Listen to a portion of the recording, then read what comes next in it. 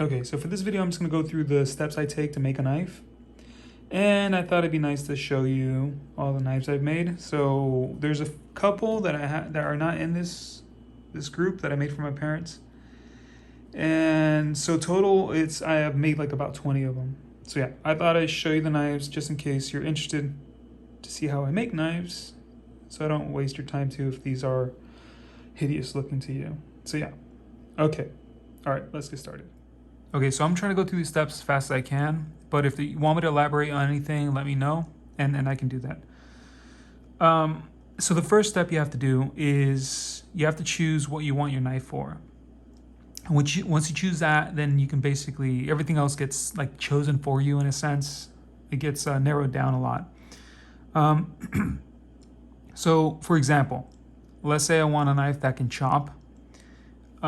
I would want something as long as possible that I can carry. I would want to put as much weight as I can in the front, away from my hand. I would want a wide piece of steel, a thick piece of steel, and then the thickness would add to the weight, but it also help with impact resistance. I would want a steel that's also impact resistant, so something like CPM3V or ADCR-V2 or TerraTough, or Z-Tough.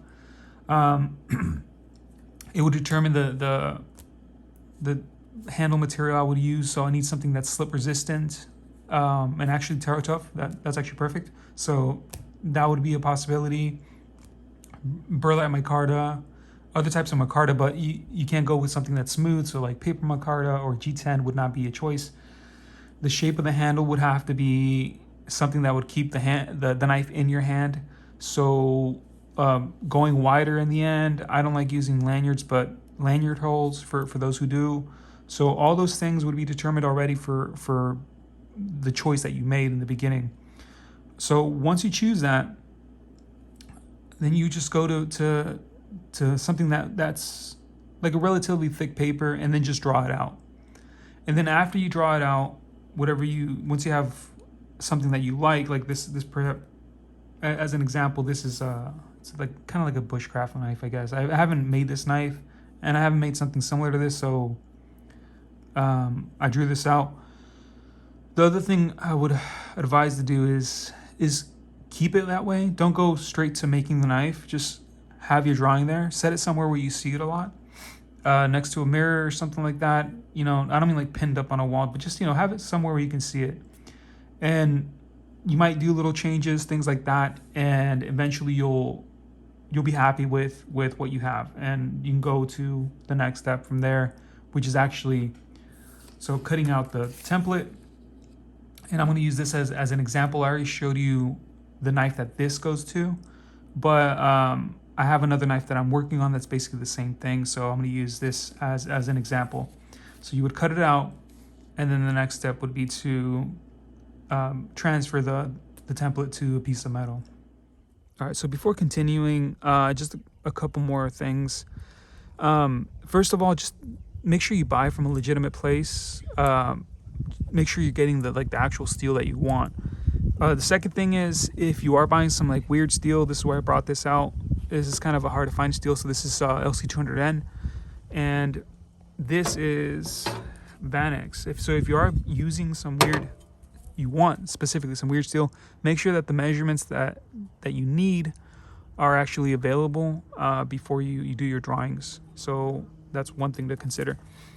Another thing is, a lot of places give you choices of either having the finish that the steel comes with, so this, once it's been rolled, it looks like this,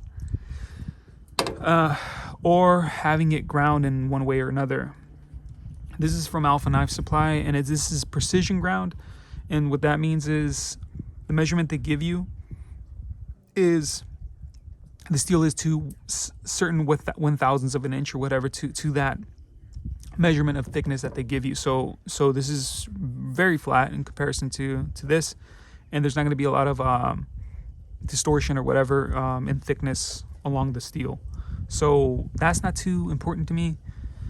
Maybe if I was doing like folders or something like that, it would be. But to me, what I like is I do hand sanding to finish my knife, and I much prefer to get rid of these scratches, the scratch pattern, Then to get rid of all like this pitting and stuff like that, if you can see that, this is a pain to get rid of. So this is the finish that after it's been hot rolled. So if possible, it does cost more, but if possible, if you can get ground of some kind, not all of them precision ground, but if it's belt ground, I would rather get belt ground for sure. The next thing would be, the next step would be to put your template on your piece of steel. And I'm just going to draw it on here. I'm not going to actually, I have other plans for this piece of steel, but just to continue. And I use magnets. Make sure you pull on your template as you go along. And if you are going to use magnets too, I would recommend 3 magnets. The next thing is I use Sharpie, but I use industrial grade Sharpie. And the reason for that is because of it's rated to higher heat. So once you actually get cutting this piece of steel, regular Sharpie will actually evaporate. This thing too, Pica or whatever ink. So I would recommend this once again,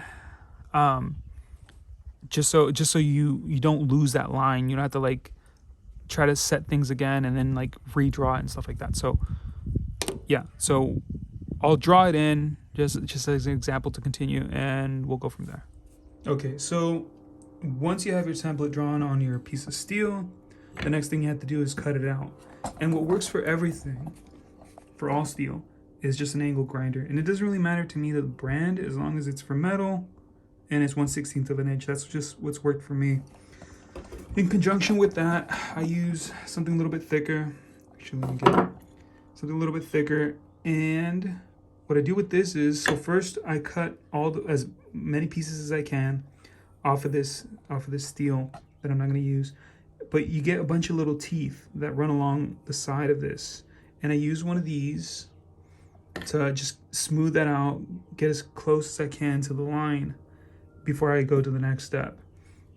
So the angle grinder will work on everything, but there's some steels that you can actually use a bandsaw for. So LC200N is one of them, in my experience.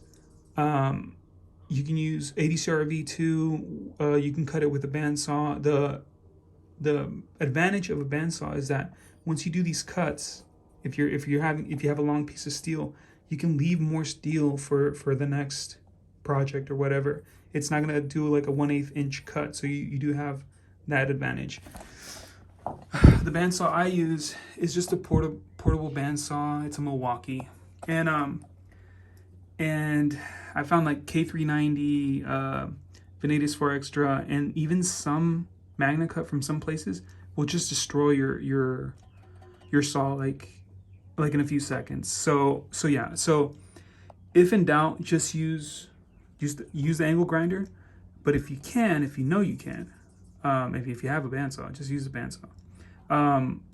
A suggestion too, if you have this, I would use the 8 to 10 teeth. I've used the one that has more teeth, and it sucks for me. So yeah, that's another thing.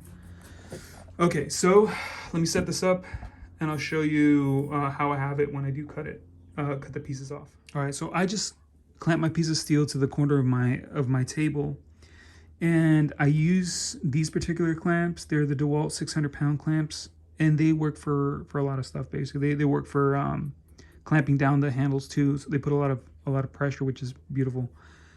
So I just clamp it down this way, cut into the piece of steel that I don't need, get rid of that, and then just flip it around afterwards. Make sure you have two clamps, and then just, yeah, pretty self-explanatory on this part.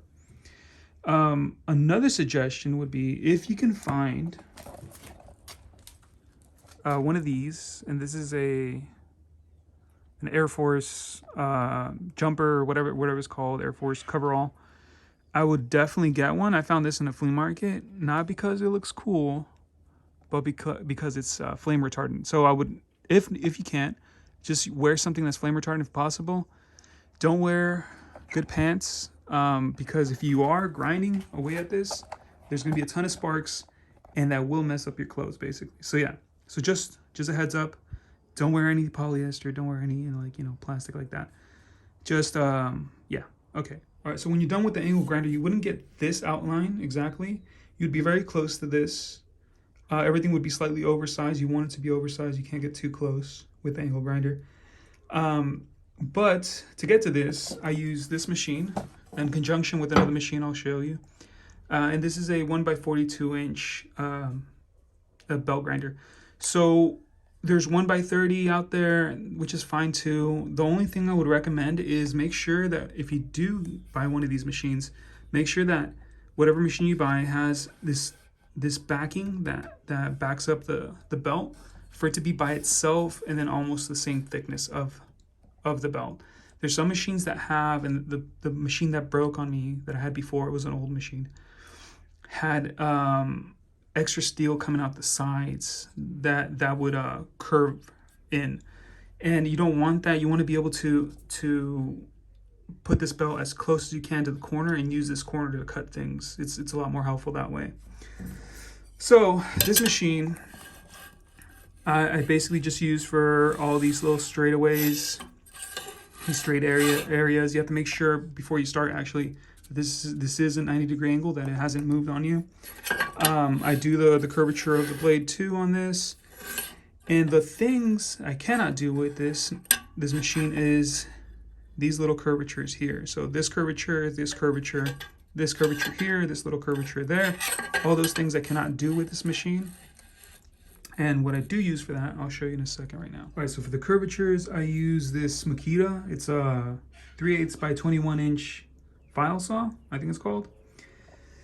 And so what I do is I clamp it down to this little get up here, and I found a piece of wood that's thick enough that once I get this to a 90 degree angle compared to the wood, I buzzed it into the wood, and I did it deep enough that when I do use it, when I am doing these little circular spots and all that stuff, I'm using mostly the wheel.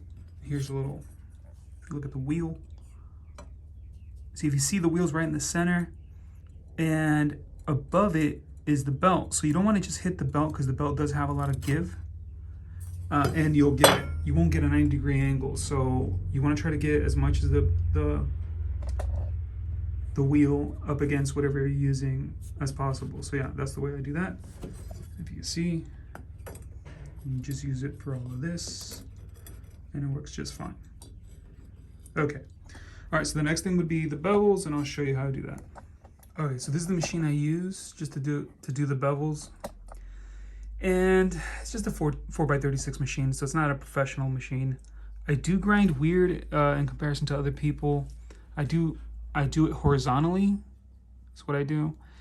And the reason for that is once this is heat treated, I like to dip it in water, and it keeps a lot of that water on top. So then when I am grinding it, I don't let it evaporate and stuff like that. I don't let the water overheat. So I'm watching the water as I'm grinding, and that helps a lot. So I'll talk about that later too in a second. But one of the modifications I did on this machine, and I think anybody would have to do if they want good bevels on their knife, is I put a piece of steel on this.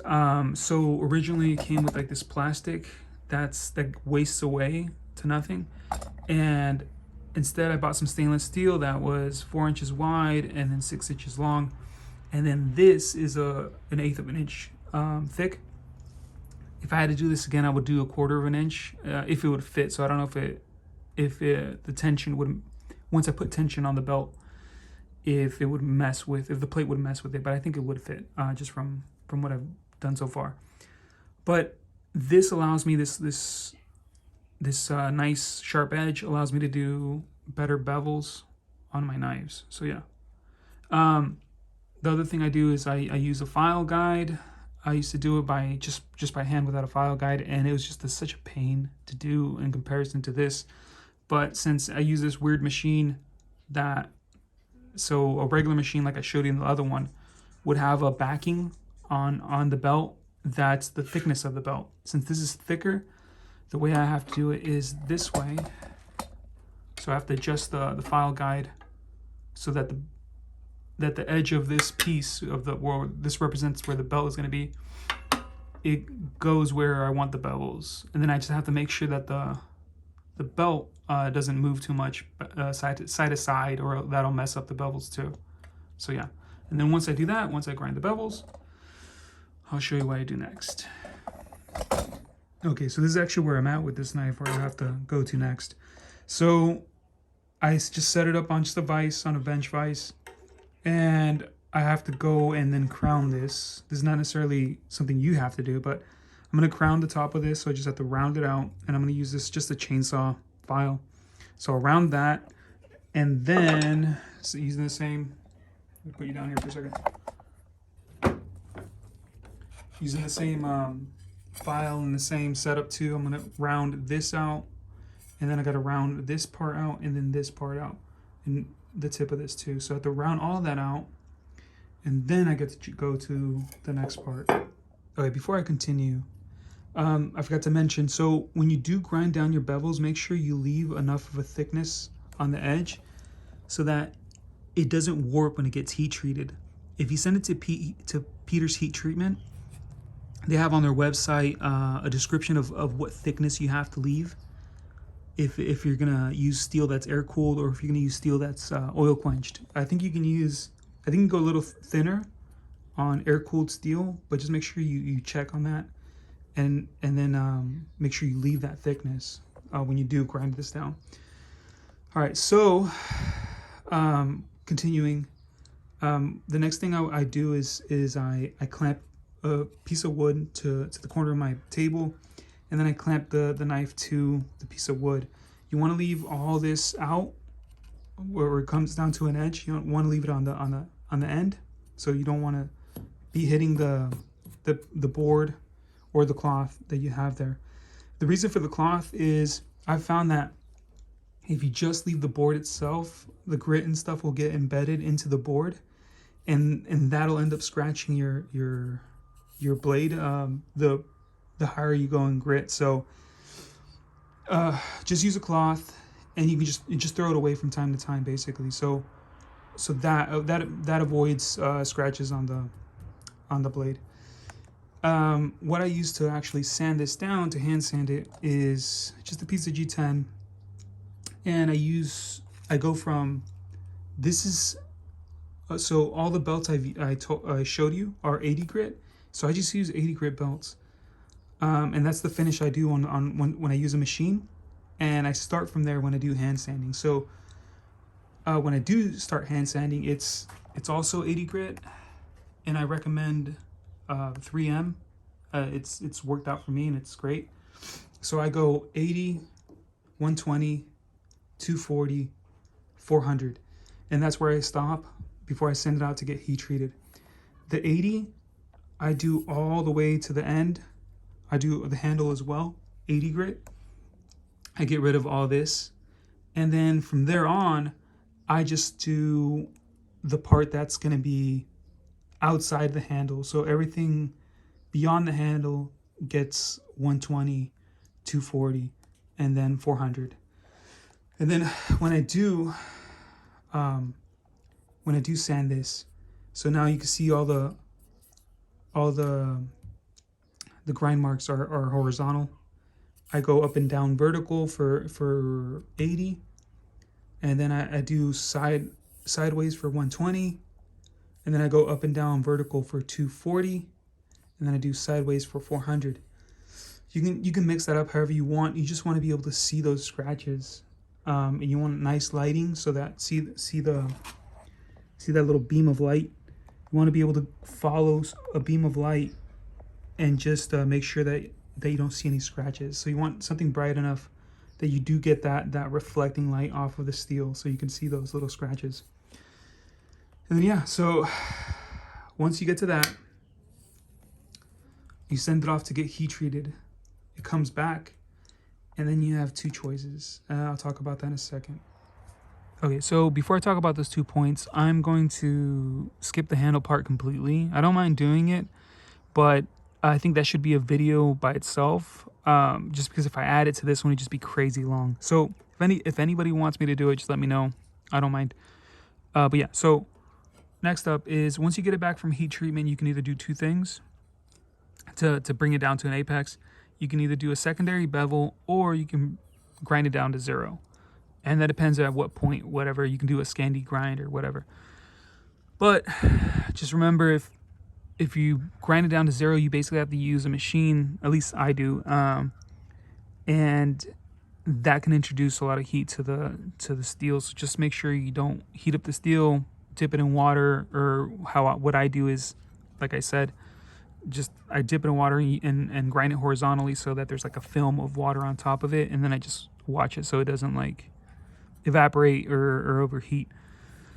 Another thing is you're gonna have to get rid of the scratch pattern again if you decide to go with a 0 bevel. Zero grind. You have to deal with this again, but then now it's hardened, so it's going to be harder to do. But it's doable. I did it for 3V. This particular knife, I did it for this one. I did it for a knife in Magnica. I did it for LC200N, so it's doable. It just takes more work. For K390, I just went over it just to see what it would do to the handle part, and sandpaper does like almost nothing to it. So just have that in mind. K390 is insane for that sort of thing. Also, K390 has more of a tolerance for temperature, so it can take more heat before it messes with the tempering of the steel. So each thing has its own quirks.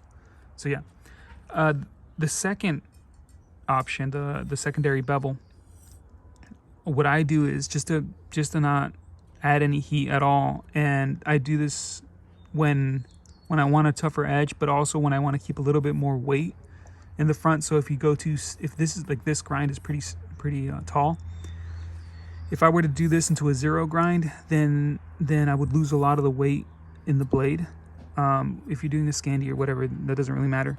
But if I do a secondary bevel, I use diamond stones, and I just do it by hand. So I use trend diamond stones, and I start with 180, which is 600 in the back, but I go 180, and then I go 300, then back to 600, and then 1000. So I do that. That gives me an apex, and then after that, I go over everything with 800 grit. Not till it's completely at 800 grit, but just enough so that there's a difference. And then you get something that looks like this. So this is ground down to 0. There is now a little slight bevel. I don't know if you can even see that, but just because I've resharpened it with stones. But this was ground down to 0. This was resanded to 400 grit, and then I slightly went over it with 800. But yeah, you get something like this in the end. So yeah, if anything wasn't clear, or if you want me to go over something specific, let me know. And yeah, if you have any suggestions too, if I'm doing something weird and you have a better idea, actually, I would appreciate that. Okay, all right, bye.